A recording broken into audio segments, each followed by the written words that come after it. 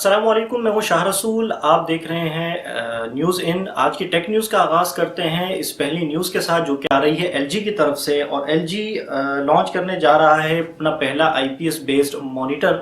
और ये monitor launch करेगा एलजी सीईएस 2018 में, जो कि होने वाला है जनवरी में लास वेगस में। और इस आईपीएस बेस्ड मॉनिटर में ख़ास बात यह है कि ये पहला मॉनिटर होगा, आईपीएस बेस्ड मॉनिटर होगा जिसमें 32 इंच के साथ 4K अल्ट्रा एचडी का डिस्प्ले दिया जाएगा। अगली न्यूज़ है लाहौर से। लाहौर में होने वाला है एक साइंस मेला जो कि बेस्ड होगा साइंस और कल्चर के ऊपर। ये पिछले साल भी हुआ था और इस साल फिर होने जा रहा है। 27 और 28 जनवरी को होगा ये मेला Ali institute of education Lahore में। अगली न्यूज़ आ रही है शाओमी की तरफ से। शाओमी अपना नोट 5 रिलीज़ नहीं कर रहा है इस बार, और ये रूमर्स हैं और कहा यह जा रहा है कि शाओमी ने जो रेडमी 5 प्लस रिलीज़ किया है वही एक्चुअली शाओमी का नोट 5 है। लेकिन मेरा नहीं ख्याल कि शाओमी इतनी बड़ी गलती करेगा, और अगर करेगा तो ये शाओमी की अब तक की सबसे बड़ी गलती होगी। उसकी वजह यह है कि शाओमी का जो रेडमी 5 है, रेडमी 5 प्लस है, ये स्नैपड्रैगन 625 के साथ रिलीज़ हुआ है जो कि पुराना प्रोसेसर है स्नैपड्रैगन का।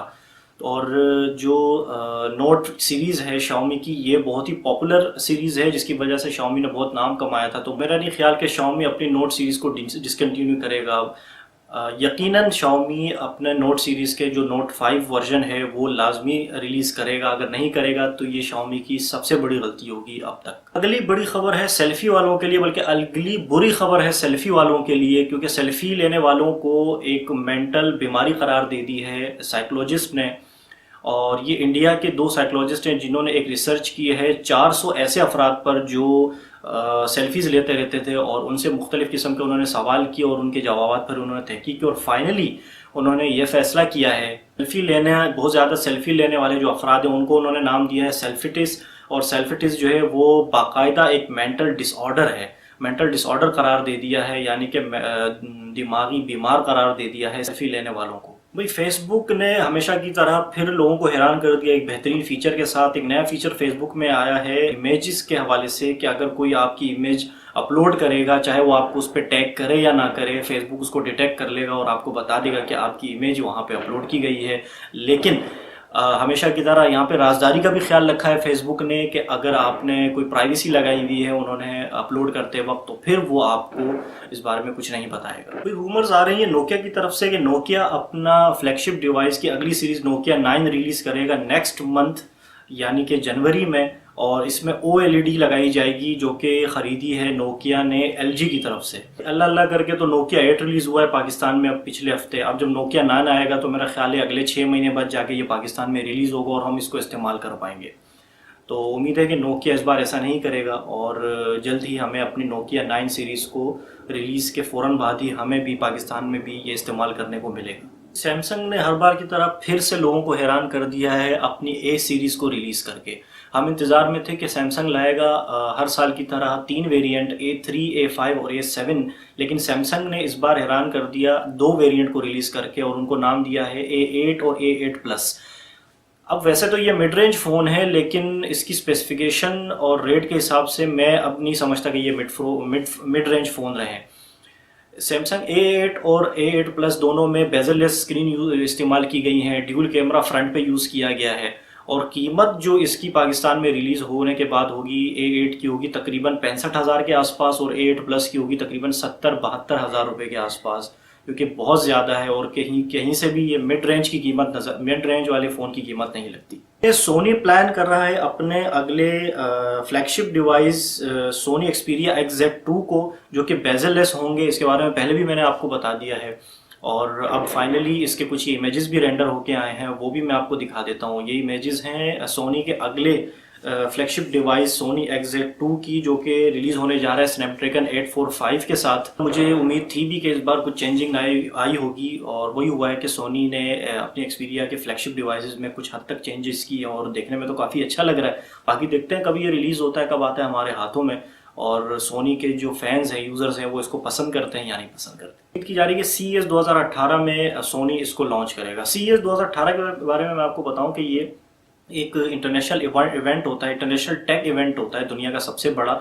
और हर साल के शुरू में जो है ये इवेंट होता है। इस बार लास वेगास में ये होने जा रहा है, और जनवरी में ये होने जा रहा है, बहुत ही करीब है। दुनिया के जितने भी बड़ी बड़ी मैन्युफैक्चरिंग कंपनी हैं जो कि मुख्तलिफ डिवाइसेस बनाती हैं, उन्होंने अब अपनी जो डिवाइसेस हैं उनको तेज़ी से बनाना शुरू कर दिया है, क्योंकि इवेंट बहुत करीब हो गया है, तकरीबन अगले महीने होने वाला है। तो देखते हैं कि CES 2018 में कौन सी कंपनी क्या टेक्नोलॉजी हमारे लिए लेके आती है। अच्छा जी, एग्रीकल्चर जो है वो पाकिस्तान की इकोनॉमी का एक बैकबोन मानी जाती है। पाकिस्तान के इकोनॉमी का एक बड़ा सेक्टर जो है वो कवर करती है एग्रीकल्चर। और एग्रीकल्चर को जो है प्रमोट करने के लिए पंजाब गवर्नमेंट ने एक बड़ा ही अच्छा कदम उठाया है। और जितने भी हमारे किसान भाई हैं अब वो इस्तेमाल कर सकेंगे ड्रोन अपनी ज़मीनों की देखभाल के लिए।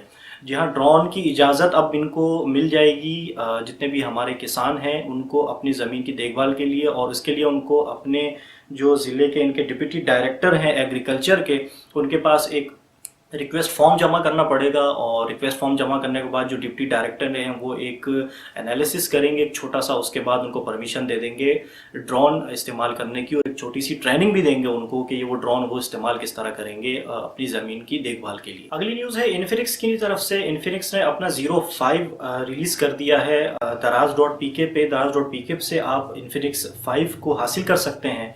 और इसके बारे में आपको बताऊं कि इन्फिनिक्स 5 रिलीज़ किया गया है 6 GB रैम और 64 GB रोम के साथ, और इसमें इंस्टॉल किया गया है मीडियाटेक का Helio P25 प्रोसेसर। इसके अलावा आपको मैं बताऊं कि 5.98 इंच स्क्रीन के साथ ये रिलीज़ किया गया है, और कॉर्निंग गोरिल्ला ग्लास 4 की प्रोटेक्शन दी है इसकी स्क्रीन पर। मज़ीद डिटेल के लिए मैं इसके एक अलग से वीडियो बना दूंगा जिसमें आपको मुकम्मल इन्फॉर्मेशन मैं दे दूंगा इस फ़ोन के बारे में।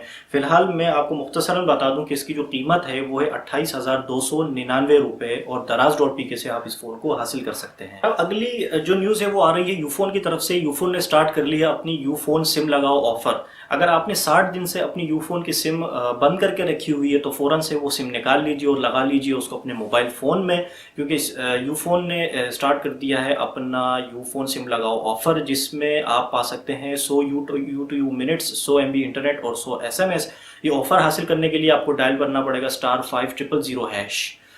अच्छा जी, एक और चीज़ मैं आपको बताऊं कि ये जो 100 यू मिनट्स हैं, 100 SMS हैं और 100 MB इंटरनेट है, ये आपको दिया जाएगा सिर्फ 30 दिनों के लिए। अच्छा जी, सैमसंग ने स्टार्ट कर दिया है काम अपनी रैम की अगली जनरेशन पे, यानी DDR4 रैम्स के ऊपर। और ये अभी फ़िलहाल काम स्टार्ट किया है, जो कि बहुत ही सुपीरियर होंगे अपने पिछली जो वर्जन था रैम का उससे तकरीबन 30% ज़्यादा फास्टर होंगे, और 15% पावर एफिशिएंट ये जनरेशन हुई रैम की। इनिशियली 8 GB का DDR4 का मॉड्यूल रिलीज़ किया जाएगा जो कि 3600 MB पर सेकंड पर काम करेगा।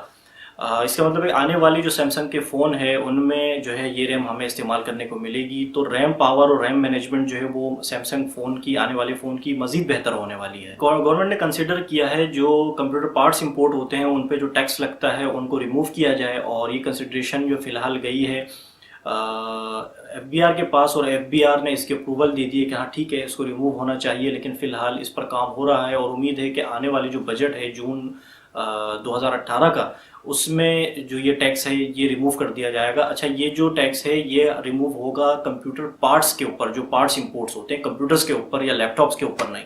अच्छा जी, पिछले दिनों मैंने एक वीडियो बनाई थी जिसमें मैंने पाकिस्तान में होने वाले ATM की जो स्किमिंग्स हुई थी उनके हवाले से मैंने आप लोगों को इन्फॉर्मेशन दी थी और बताया था कि किस तरह आप उससे बच सकते हैं। जिसमें मैंने एक टिप दी थी कि आप फिंगरप्रिंट जो ATM मशीन के साथ लगा हुआ होता है, आप 4 डिजिट कोड की जगह वो फिंगरप्रिंट यूज़ कर सकते हैं।